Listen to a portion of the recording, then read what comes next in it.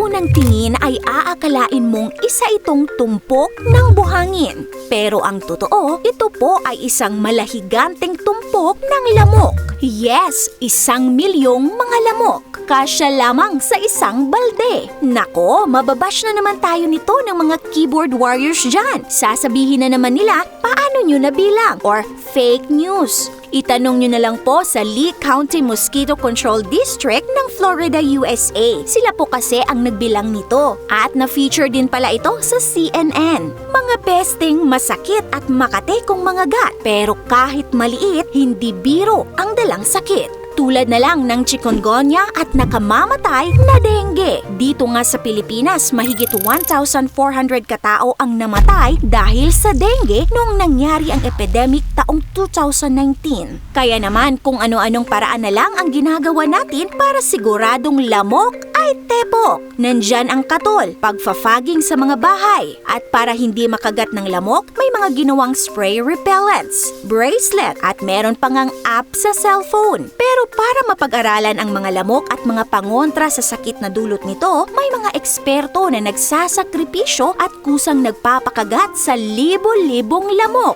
Tulad na lang ng scientist na ito na nagtatamo ng up to 5,000 na kagat ng lamok araw-araw. Right now we have in here approximately 500 mosquitoes. When you do it for the first time, it can be quite painful, I have to say. Grabe, nakakatindig balahibo. Pero alam mo ba, sa Singapore, imbes na patayin ang mga lamok, ay inaalagaan, pinaparami at sinasadya pa nilang magpakawala ng milyon-milyong lamok sa kanilang bansa. At hindi lamang ito basta mga lamok, kundi may dala-dala itong bakterya. Bakit nga ba sila nagpapakawala ng milyon-milyong lamok na may bakterya? Singapore, isa sa pinakamayaman at pinakamalinis na bansa sa mundo. Pero sa likod ng magagandang tanawin ng Singapore ay ang hindi nakikitang panganib na dala ng Aedes aegypti mosquito, lamok na nagpapakalat ng dengue na isang nakamamatay na sakit kapag lumala. Ang lamok ring ito ang salarin sa pagkalat ng Zika, chikungunya at yellow fever viruses. Pero ang mga virus na ito ay hindi talaga natural na nanggaling mismo sa mga lamok. Nakukuha lamang nila ang mga viruses na ito kapag nakagat nila ang taong merong virus. Kaya ang susunod na kakagatin nila ay mahahawa na rin. Pero alam nyo ba, hindi lahat ng lamok ay nangangagat. Mga babaeng lamok lamang ang nangangagat dahil kailangan nila ang protein sa dugo ng tao para makaproduce ng itlog. Ang mga lalaking lamok ay sumisipsip lamang sa mga halaman at flower nectar para makasurvive. So ang mga nagdadala at nagkakalat ng dengue ay mga babaeng lamok lamang. Parang mga marites lang din ang sisipag magkalat ng chismis.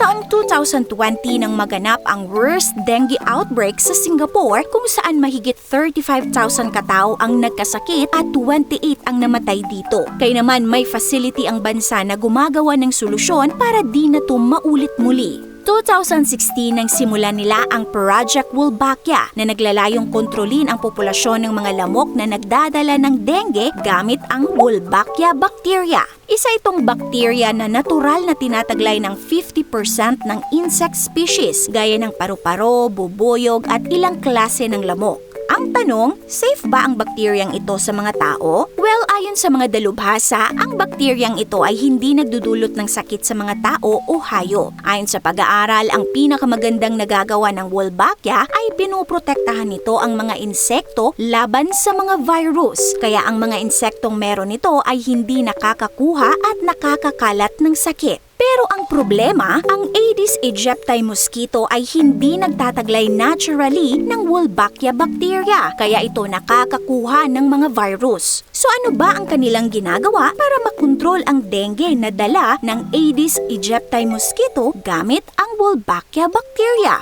Sa Project Wolbachia Facility, una ay nilalagyan nila ng Wolbachia bacteria ang itlog ng Aedes aegypti mosquito. Mula sa mga itlog na ito ay makakapagparami na sila ng mga lamok na meron ng Wolbachia.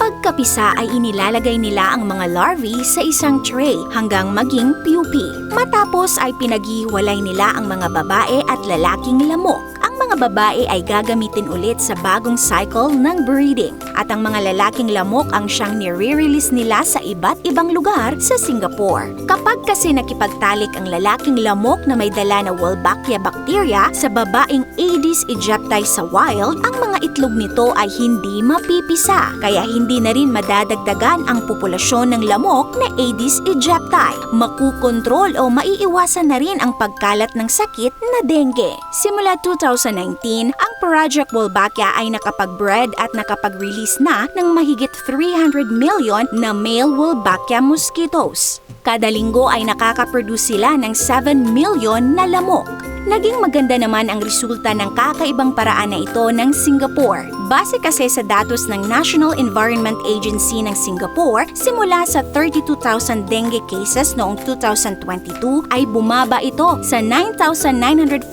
cases na lamang nitong 2023. 69% ang ibinaba nito. Ikaw ka-awesome, na-amaze ka rin ba sa kakaibang paraan na ito ng Singapore? This is your Ate O from our Republic. Hanggang sa muli and stay awesome!